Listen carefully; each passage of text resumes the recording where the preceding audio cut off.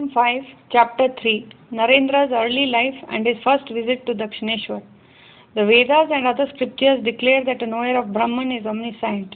We find this scriptural testimony to be absolutely true when we observe the behavior of the master who was firmly established in the knowledge of Brahman. He was then, at the time of Narendra's first visit, fully acquainted with the Saguna and Nirguna aspects of Brahman, with his knowledge of the mystery of Maya, which is the power of Brahman. He transcended all doubts and impurities, and he dwelt in an ever blissful state. In addition, because he remained constantly in the state of Bhavamukha, he could immediately understand any mystery hidden in the realm of Maya whenever he wished. Maya could no longer conceal her nature from his penetrating insight. This should be the case because both the state of Bhavamukha and the cosmic mind of God, the Lord of Maya, in which all ideas of the universe are formed, and in which they exist in both manifest and potential forms, are the same the substance. To one who has transcended the limitations of the small individual I and become identified with the cosmic I, all the thoughts of the cosmic mind become apparent. The master had reached that state, and he knew the events in the previous lives of his devotees before they came to him. He also knew the purpose of his present incarnation, in which he would manifest a particular Leela of the cosmic mind. He knew that some great souls were born to help him fulfill that Leela. He knew who among those sent by the will of God would be playing greater and lesser roles in that Leela, and who would be blessed by merely enjoying its results. He knew that those devotees would arrive soon, and he eagerly awaited them. So it is clear that one who knew all those hidden mysteries while living in the realm of Maya should be considered omniscient. Established in the divine state, the master knew when his chosen devotees would arrive. The eagerness he felt during this period can be fully understood by considering the first time he met Swami Vivekananda. Swami Brahmananda said that Surendranath Mitra of Simla, Calcutta, first visited the master in Dakshineshwar at almost the same time as himself. From their first meeting, Surendra was very attracted to the master. He soon became close to him, invited the master to his home, and arranged a festival. Because Surendra could not find a professional singer for that day, he cordially invited Narendra, the son of his neighbor Vishwanath Datta, to sing devotional songs for the master. Thus, the first meeting between the master and Swami Vivekananda, the chief champion of his divine play, took place. It was November 1881. Narendra was 18 years old and was preparing for his FA, First of Arts, examination at Calcutta University. Swami Brahmananda said that the master was very attracted to Narendra at first sight. To learn everything he could about that wonderful young singer, he first called Surendra to him, then Ramchandra. He also asked them to bring Narendra to Dakshineshwar one day. When the singing was over, he approached Narendra and carefully examined his features. The master then talked with him a little, invited him to Dakshineshwar soon. The FA examination of Calcutta University concluded a few weeks after this event. At the request of a respected gentleman in Calcutta, Vishwanath was arranging his son's marriage with the man's daughter. Some say that because the bride had a dark complexion, her father agreed to pay a dowry of 10,000 rupees. Vishwanath persuaded Ramchandra Datta and other relatives to try their utmost to convince Narendra to agree to this marriage. But Narendra vehemently refused, so the matter ended. Ramchandra was a distant relative of Narendra and had been raised in Vishwanath's household. He eventually became a physician. Ram knew that Narendra had spiritual reasons for refusing to marry, so he told him, "If you have a real desire to realize God, then come to see the master in Dakshineshwar instead of visiting Brahmo Samaj and other such places." One day during this time, Surendra invited Narendra to accompany him to Dakshineshwar in his carriage. Narendra agreed and went to Dakshineshwar with Surendra, bringing 2 or 3 of his friends as well. Later on in the course of conversation, the master told us briefly what he had thought when he first saw Narendra on that occasion. Narendra entered the room by the western door, the one that faces the Ganges. I noticed that he was not concerned about his appearance. His hair and his clothes weren't tidy at all. Unlike his companions, he seemed completely detached, as if nothing external appealed to him. His eyes showed that the greater part of his mind was turned inward all of the time. When I saw this, I marveled to myself, how is it possible that such a great spiritual aspirant can live in Calcutta, home to such materialistic people? There was a mat spread out on the floor. I asked him to be seated, and he sat down near the jar of Ganges water. A few of his friends were with him that day. I saw that their nature was that of ordinary worldly people, just the opposite of his. They were thinking only of their pleasures. I asked him about his singing and found that he knew only 2 or 3 songs in Bengali. I asked him to sing them. He began singing this Brahmo song. Let's return once more, O mind, to your own abode. He sang that song with his whole soul, as though he were deep in meditation. When I heard it, I couldn't control myself. I went into ecstasy. After Narendra left, I felt a constant and agonizing desire to see him.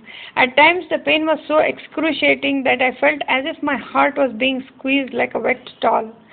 When I could no longer control myself, I would run to the pine grove to the northern side of the garden where people seldom go and cry at the top of my voice, "Oh, my child, come to me. I can't live without seeing you."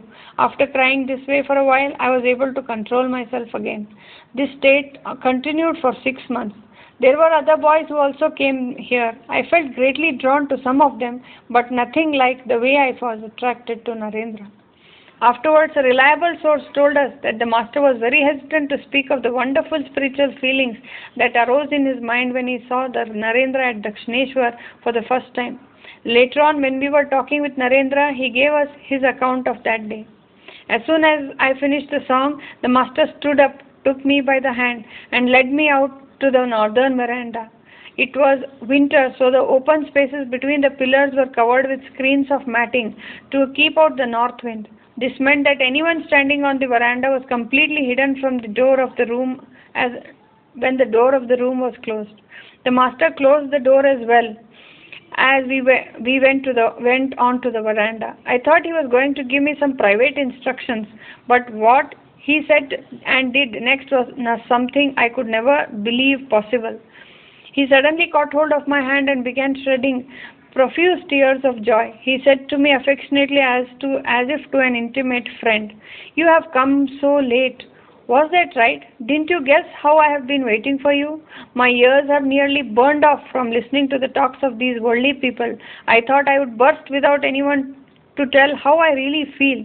He went on like that, raving and weeping. Then he suddenly stood up with his palms folded together and began addressing me as if I were some divine being. "I know who you are, my lord. You are Nara, the ancient sage, the incarnation of Narayana. You have come to the earth to take away the suffering and sorrow of human beings." I was absolutely dumbfounded by his conduct. I said to myself, what kind of a man is this? He must be raving mad. How can he talk this to me, a nobody, son of Vishwanath Datta? But I didn't answer him, and I let this wonderful madman go on talking as he wished. Presently he asked me to stay there on the veranda, and he went back into his room. When he returned, he brought butter, rock candy, and a few pieces of sandesh, and then he began to feed me with his own hands. I kept asking him to give me the sweets so I could share with my friends, but he wouldn't. "They'll get some later," he said. "You take these for yourself." And he wasn't satisfied till I had eaten all of them. Then he took my hand and said, "Promise that you will come back soon, alone." His request was made so earnestly that I couldn't refuse. I had to say, "I will." Then I went back into the room with him and sat down with my friends. I watched him closely. I observed nothing abnormal in his words, movements, or behavior towards others. On the contrary, his words and ecstatic traits showed him to be a man of true renunciation who had given up everything for God. He practices what he preaches, he said. God can be seen and spoken to, just as I am seeing you and speaking to you. But who wants to see and speak to God? For wife, children, money and property, people grieve and shed jugs of tears. But who weeps for the vision of God? And yet, if anyone really wants to see God and calls upon Him, God will certainly reveal Himself to that person. When I heard these words, I became more and more convinced that he wasn't like any of the other religious teachers I had met, so full of poetry and fine figures of speech. He spoke only of what he himself had actually realized by giving up everything and calling on God wholeheartedly. As I tried to reconcile his words with his strange behavior towards me, I recalled the descriptions of monomaniacs mentioned in books by Abercrombie and other English philosophers, and I concluded that he must be a monomaniac. Yet I could not help acknowledging the magnitude of his renunciation. I thought, well, he may be mad, but this is indeed a rare soul who can undertake such renunciation. Yes, he is mad, but how pure! And what renunciation! He is truly worthy of reverence, love and adoration of humankind. Thinking this, I bowed down at his feet, took my leave of him and returned to Calcutta that day. Naturally, the reader will be curious about the early life of Narendra, the sight of whom awakened in the master such a wonderful spiritual emotion. We shall now briefly relate Narendra's story. When he first met the master, Narendra was not only spending his time on his education and study of music, but he was also practicing strict brahmacharya and austerities driven by an intense spiritual impulse. He was a vegetarian and he slept on the bare floor or on a blanket there. His grandmother had rented a house near his ancestral home. After his entrance examination, he mainly lived in a front room on the upper floor of that house. When it was inconvenient to stay there for any reason, he rented a room nearby and lived alone, away from his family and relatives, keeping himself busy in pursuit of his spiritual goal. His noble father and other family members thought that he was living alone because he could not study amid the bustle of their extended family. During this time, Narendra was visiting the Brahmo Samaj and spending long hours in meditation. He believed in the formless Brahman with attributes as taught by the Brahmo faith. Unlike others, he was not satisfied with basing his faith in the formless God on reasoning alone. Driven by the good tendencies of his past lives, he constantly thought to himself, if God truly exists, he will not conceal his own nature from the human heart that prays sincerely. He certainly must have laid down the paths to reach him. It is meaningless to lead life for any other purpose other than to realize God. We remember that he once told us the following: from the time I reached my youth, every night when I went to bed, two ideal lives appeared before me. One of them was the man of great wealth, surrounded by servants and dependents, enjoying high rank and immense power. I saw myself as foremost among the great men of the world, and I was certain that I had the necessary ability to fulfill that ambition. But the very next moment, I would picture myself as having renounced everything in the world. I was wearing nothing but a lion cloth, without anxiety, eating whatever food came my way, sleeping under a tree and living in complete reliance on God's will. I knew that it was within me to lead the life of a rishi and ascetic if I should choose to do so. These images of the two directions that I could take in life kept appearing before me, but I always ended by choosing the latter. I knew that this was the only path by which a man could achieve true happiness, and I resolved to follow it and not the other. As I dwelt on the happiness of such a life, my mind would become absorbed in God, and I would fall asleep. Surprisingly, this phenomena continued every day for a long time. From a very young age, Narendra was convinced that meditation was the best way to realize God. It is clear that this knowledge came to him from experiences in his past lives. When he was 4 or 5 years old, he bought clay images of Shiva, Rama, Sita, and other deities at the market, set them on an altar and decorated them with flowers. He would sit in front of them with eyes closed, pretending to meditate. As he sat there motionless, he sometimes opened his eyes to see whether his hair had become matted and grown long enough to plunge into the earth like the roots of a banyan tree. The elderly ladies in his household had told him that the rishis would meditate for such a long time that their matted hair grew into the ground. His mother said that during this period, Narendra once entered a secluded attic room without anyone's knowledge and practiced his pretend meditation for a long time with a neighbor boy named Hari. Narendra's family began looking for him everywhere, thinking that he had become lost and could not find his way back home. When someone later discovered that the attic room was locked from the inside, he broke open the door to find Narendra seated there motionless. Although this was just a child's fancy, it indicates the remarkable spiritual tendencies that Narendra had from his birth. At the time of which we are now speaking, young adulthood, most of Narendra's relatives did not know that he was meditating every day. He would lock his door and sit for meditation when everyone went to bed.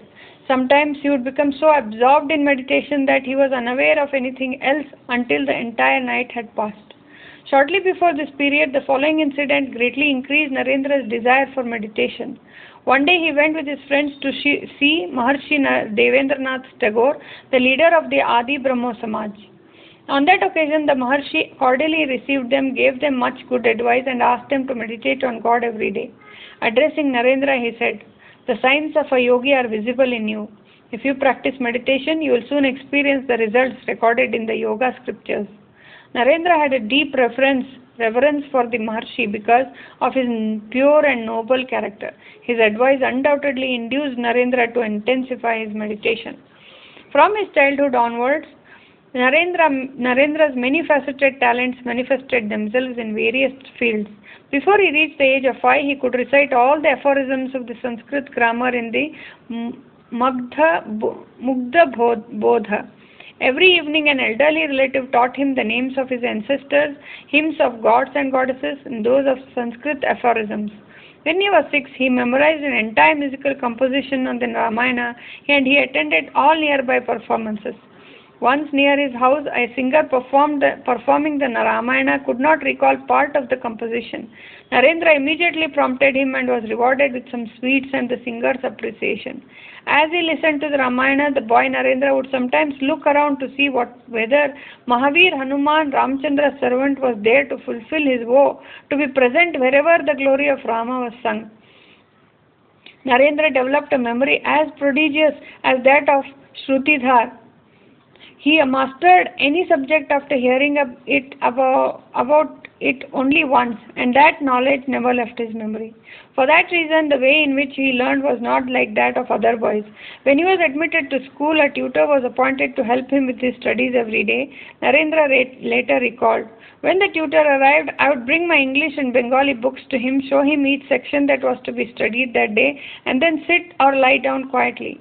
The teacher repeated the spelling, pronunciation, and meanings of the words from the various sections of those books as if he was learning them himself, then went away. That was enough for me to learn the lessons." As he grew older, he would begin studying his textbooks 2 or 3 months before the final examinations, and for the rest of his time would read anything he chose.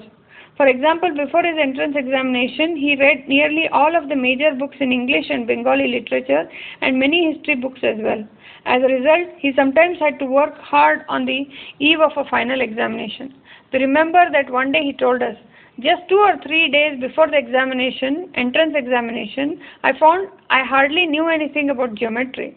So I began to study the subject, staying awake the entire night, and in 24 hours I had mastered the 4 books of geometry." He could do this because by the grace of God he had a strong body and a wonderful memory. Just because Narendra spent much of his time reading, let no one think that he wasted his time with novels and plays. At particular time, he would have a tremendous desire to study a certain subject, and he would then collect whatever books were available on it and master them. For example, in 1879, the year of his entrance examination, he felt an urge to study Indian history as written by Marshman, Elphinstone, and other Western historians, so he read them all. While studying for his FA, he mastered all the important English books on logic written by Whitney, Jevons, Mill, and others. And while studying for his BA, he had a great desire to study ancient and modern histories of England and all of Europe, as well as books on Western philosophy.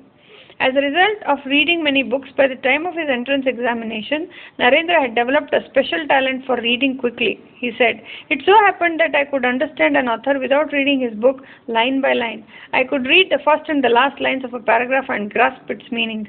As this power developed, I found it unnecessary to read even the paragraphs. I could understand the subject matter by reading only the first and last lines of a page. Later, I could follow the whole trend of a writer's argument merely by reading a few lines in the beginning, even when the author continued his reasoning on the subject for another 5 or more pages." Narendra's vast study and deep thinking led him to a fondness for argumentation. He did not care for sophistry. He always argued for what he knew to be deep truth within his heart. If anyone expressed to him any idea or opinion contrary to what he knew to be true, he could not listen passively. He would silence his opponents by refuting their arguments with his formidable reasoning and solid evidence. Rare was the person who would not yield when confronted by Narendra's reasoning.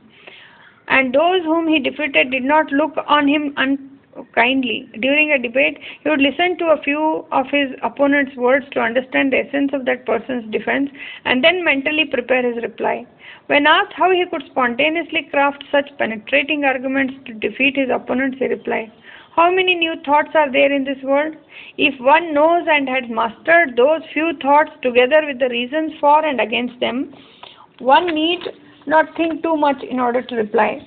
Any reason the opponent might adduce to support his position must fall within these few thoughts. Rare are those who bring to the world new ideas on any subject. From his childhood onward, Narendra was as interested in all types of physical activity as he was in acquiring knowledge. When he was a child, his father bought him a pony and he became expert in riding as he grew up. In addition, he became more or less proficient in gymnastics, wrestling, exercising with clubs, fighting with sticks, fencing, swimming, and other sports that use force to develop physical strength and skill. At that time, competitions in all of those sports were held at the Hindu fair established by Navgopal Mitra.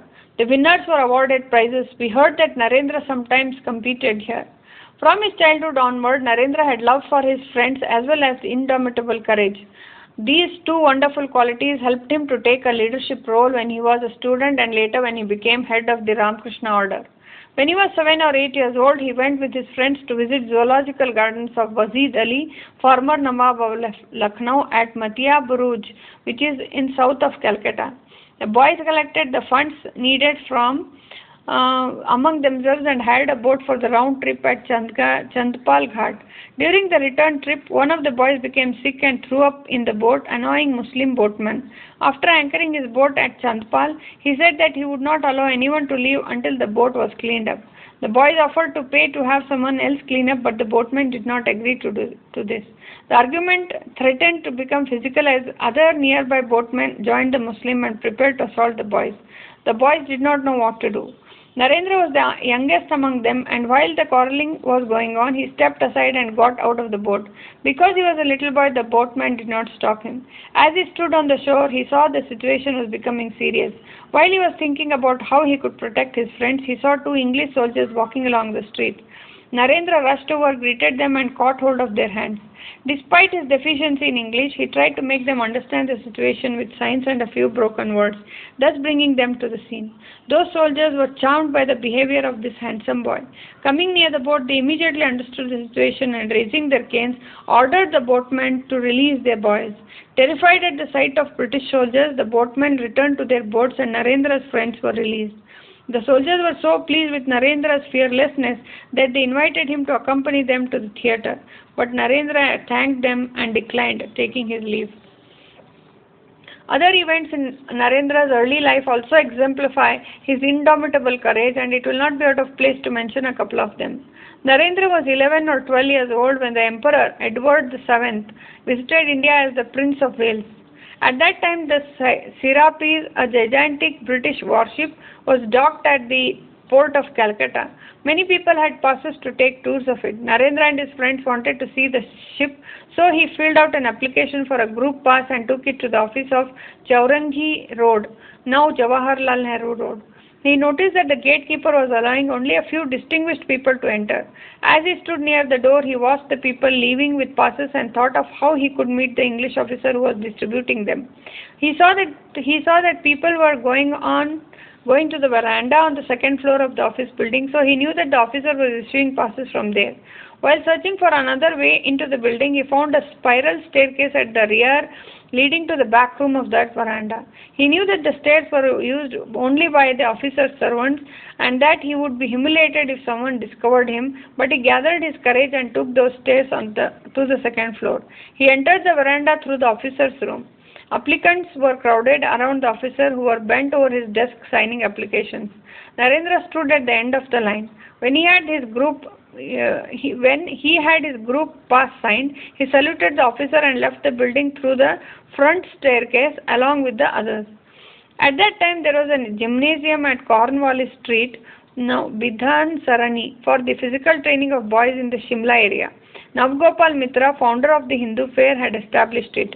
As it was close to Narendra's home, he exercised there every day with his friends. Navagopal knew those boys and he left the management of the gymnasium in their hands. One day the boys were trying their utmost to lift and set up a heavy wooden trapeze frame in the gymnasium, but they kept failing. A crowd gathered to watch, but no one came forward to help them. Seeing a stout English sailor in the crowd, Narendra asked for his help. He gladly agreed to join them. The boys tied a rope to the top of the trapeze and began to pull it up as the sailor tried to set his legs into two sockets. When the frame was almost up, the rope suddenly gave way and the heavy trapeze fell to the ground. One of the legs came out of its sockets and hit the sailor's forehead. He fell down unconscious, bleeding profusely from his wound. Seeing the English sailor unconscious, everyone thought he was dead. Almost all of the boys ran away for fear of the police, but Narendra and a couple of his close friends stayed behind to try and find a solution to the crisis. Narendra tore a piece of cloth from his cloth, soaked it in water and bandaged the sailor's wound. He then tried to bring him around by splashing water on his face and fanning him. When the sailor regained consciousness, they carried him to a room in training academy, a school nearby, and then sent a message to Navgopal asking him to come immediately with a doctor. When the doctor began to examine the sailor, he told them, "The wound is not serious. He needs a week rest and nursing. He'll be fine." Narendra tended the soldier, giving him medicine and a good diet, and he recovered. Narendra then collected money from distinguished local people, gave it to the sailor, and bade him goodbye. We have heard many such stories of Narendra's early life that show how he remained unperturbed in midst of danger and difficulties.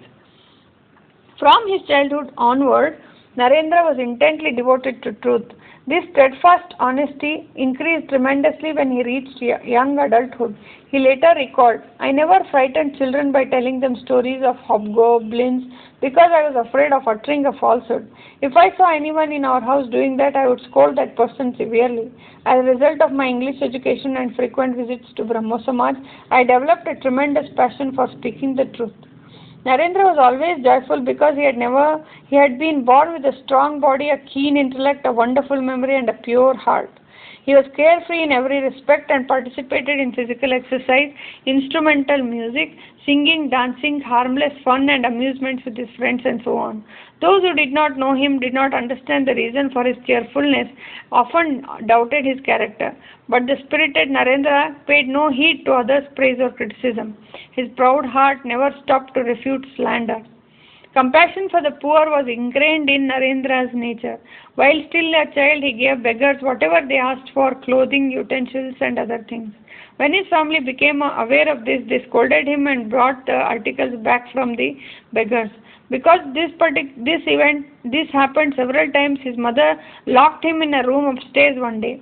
But when a beggar in the street began calling loudly for alms, Narendra threw some of his mother's expensive clothes through the window. Narendra's mother said, from his childhood onward, Narendra had a terrible weakness. If he became angry for any reason, he completely lost control and destroyed furniture and other things in the house. I had prayed and made a special offering to Lord Vireshwara of Varanasi for a son, but perhaps he sent me one of his demons instead. Otherwise, why should he behave like a demon when angry?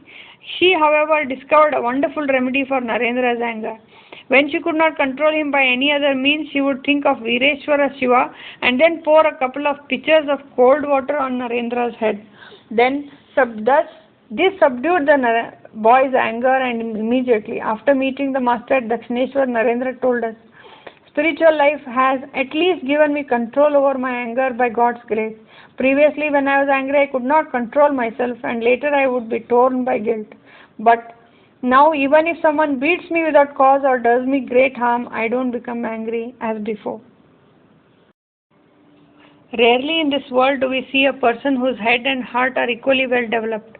Those who are endowed with this quality become prominent in society in their respective fields, and those who establish their uniqueness in the spiritual world are found to have developed their intellects, emotional capacities, and imaginations from their childhood onward. This is evident when we study Narendra's life. The reader will easily understand this from the following example. Narendra's father lived for some time at Raipur in Madhya Pradesh in central India while conducting some business there. Because he found that he needed to stay there longer than he expected, he sent for his family shortly after he arrived. Narendra was interested to take them there. He was then 14 or 15 years old. At that time, there was no railroad in Madhya Pradesh, so to get to Raipur, people had to travel by bullock cart from the nearest railway station for over a fortnight through a dense forest infested with ferocious animals. Narendra said that although the journey was full of physical hardship, he did not feel it because of the awe-inspiring beauty of the forest. He was overwhelmed by the infinite power and boundless love of God who had adorned the earth with such incomparable beauty. He said, "What I saw and felt as we passed through that forest has remained imprinted in my memory, particularly a certain event that occurred on the day we skirted the lofty range of the Vindhya mountains. The peaks on either side of the road rose very high into the sky. The slopes were covered with beautiful trees and creepers that were wonderfully heavy with fruit and flowers. Birds of all colors were flying from groove to groove or swooping to the ground in search of food, filling the gorge with sweet cries. I felt an extraordinary peace of mind as I watched this.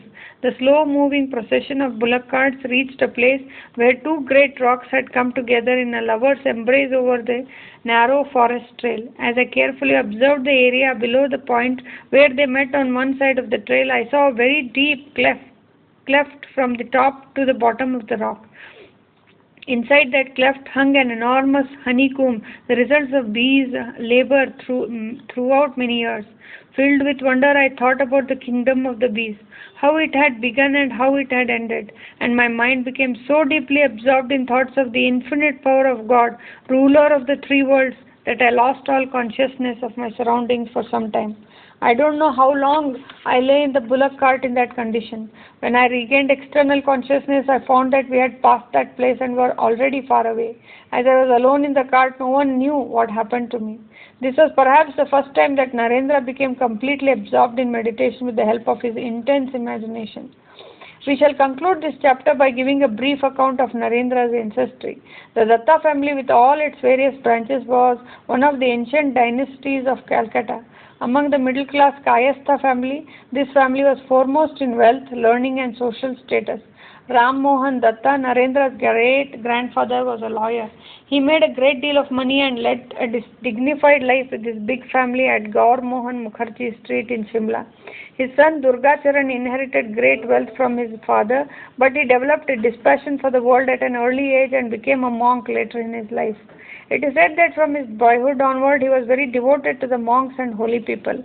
When he reached his youth, his monastic tendency kept him engaged in studying the scriptures and soon he became a scholar. Although he married, Durgacharan was never attached to his family. He spent much of his time in his own garden with holy company. Narendra said that his grandfather left home forever shortly after a son was born, thus fulfilling the injunctions of the scriptures. Although he left home, Durgacharan twice saw his wife and relatives briefly by the will of Providence. When his son Vishwanath was 2 or 3 years old, Durgacharan's wife and relatives went to Varanasi, perhaps in search of him, and stayed there for some time. There was no railroad in those days, so wealthy people went on pilgrimage to Varanasi by boat, and Durgacharan's wife joined a group of pilgrims. On the way, Vishwanath fell into the Ganges. When his mother saw this, she jumped into the river to save him, although she could not swim. After a great effort, both were rescued. People saw that the unconscious mother still had a firm hold on her son's hand. Thus, Vishwanath's life was saved by the limitless love of his mother. After arriving in Varanasi, Durgacharan's wife visited Vishwanath's temple every day. One day it was raining and the street was slippery and she fell in front of the temple. A monk passing by saw this and rushed to her. He carefully lifted her up and made her sit on the step of the temple and began to examine her to see if she was seriously injured. The moment their eyes met, Durgacharan and his wife recognized each other. The all-renouncing monk Durgacharan fled without looking at her for a second time. The scriptures say that after embracing the monastic life for 12 years, a monk should visit his birthplace, which is superior even to heaven. So, Durgacharan returned to Calcutta after 12 years and stayed at the house of a former friend. He fervently asked him not to tell his relatives that he had come. Durgacharan's worldly friend disregarded this request and secretly sent word to his relatives. The entire family came immediately and forced him to return home, where he was confined to one room. He remained seated silently in a corner of that room like a log, his eyes closed. It is said that he remained in that position continuously for 3 days and nights. His relatives became fearful that he might fast unto death, so they unlocked the door. The next day they realized that Durgacharan had slipped away from the house unnoticed. As Vishwanath grew up, he became well versed in Persian and English, and ultimately became an attorney of the Calcutta High Court. He was extremely generous and affectionate with his friends. Although he earned a good deal of money, he was unable to save any of it. Vishwanath had inherited his father's character and could not save money or spend wisely. In many respects, Vishwanath's nature was not like that of ordinary householders. He never worried about the future. He helped anyone without considering whether they were worthy of it, and although he was affectionate, he was also dispassionate. Even when he was far from home for a long time, he was not anxious to hear from his family. Many things like this can be said about him. Vishwanath was intelligent and gifted. He loved music and fine arts. Narendra later said that his father had a sweet voice and that he could sing Nibu Babu's Tappa, light song, beautifully even though he had no formal training. Vishwanath considered music to be harmless amusement, so he arranged for his eldest son Narendra to learn music along with his regular studies. His wife, Bhuvaneshwari, was able to master devotional songs, including their tunes, measures and tempo, after hearing them sung only once by Vaishnava minstrels and beggars. Vishwanath was fond of reading the Bible and also of reciting the couplets of Persian mystic poet Hafiz. Every day he read one or two chapters of Jesus' holy life from the Bible. Sometimes he would read to his wife and sons stories about Jesus and the mystical love poems of Hafiz. Because his work as an attorney often took him to Lucknow, Lahore and other places in northwestern India where people were mainly Muslims, he became fond of their manners and customs. Perhaps for this reason, the custom of serving pilaf at the dining table every day was introduced into the Datta family. Vishwanath was calm and serious, but also witty and humorous. If any of his sons and daughters misbehaved, he did not discipline them with harsh language, but instead let their friends know what they had done in such a way that their children were ashamed and never did it again. For example, one day in the course of an argument with his mother, Narendra used rude words to her. When Vishwanath heard about this, he did not scold his son directly. Instead, he wrote with a charcoal in large letters above the door of the room where Narendra received his friends. Today, Naren Babu spoke to his mother as follows, adding the words that he had used. Whenever Narendra and his friends entered that room, their eyes fell on those words. For a long time afterwards, Narendra felt terribly embarrassed by his rudeness. Vishwanath maintained a large family that included many distant relatives, lavishly spending money on food and other necessities. Some of those relatives wasted their lives in laziness, others indulged in drugs and alcohol. When Narendra grew older, he reproached his father for supporting those worthless people. Vishwanath replied, "How can you now understand the great misery of human life? When you feel the depth of their suffering, you will sympathize with the unfortunate ones who are trying to forget their sorrows, even for a moment, by using intoxicants." Vishwanath had several sons and daughters, all of them endowed with noble qualities. Most of his daughters died young. Narendra was born after 3 or 4 daughters, so he was very dear to his parents. In the winter of 1883, as Narendra was preparing for his BA examination, his father had a heart attack and died. Vishwanath's sudden death plunged his wife and children into dire poverty. We have heard many things about the greatness of Bhuvaneshwari, Narendra's mother. Not only was she extremely beautiful and developed and deeply devout, but she also was very intelligent, efficient in running the household. She shouldered all of the responsibility for her husband's large family.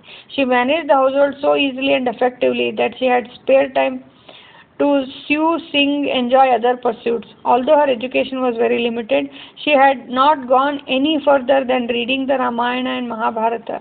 She learned many things by listening to her husband and children. When one conversed with her, one felt that she was an educated woman. She had prodigious memory and great power of understanding. She could repeat anything after hearing it only once, and she remembered everything that she had heard or experienced long ago as though it had taken place the day before. When she was in deep poverty after her husband's death, she developed patience, perseverance, courage and other noble qualities. Before her husband's death, she had 1,000 rupees a month with which to manage the household. Now she had to maintain herself and her children on 30 rupees a month. Despite this predicament, she was never disheartened. She managed her little family with that meager income so efficiently that people assumed her monthly allotment to be much higher than it was. One feels terrible when one considers the pitiable condition that Bhuvaneshwari found herself in after her husband's death. She had no guaranteed income with which to maintain the family, but she nonetheless had to support her mother and children who had been brought up in opulence, and she had to meet the children's educational expenses. Instead of helping her, the relatives who had been making good money with her husband's assistance now took the opportunity to attempt to deprive her of her legitimate right to her property and possessions. Although her eldest son Narendra had many good qualities, he could not find a job despite his best efforts. Moreover, he had become disgusted with the world and was slowly trying to renounce it forever.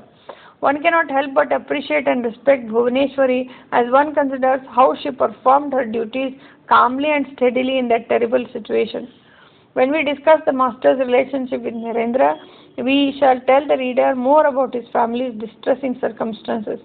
Instead of elaborating on this topic here, we shall now tell the reader about Narendra's second and third visits to Dakshineshwar.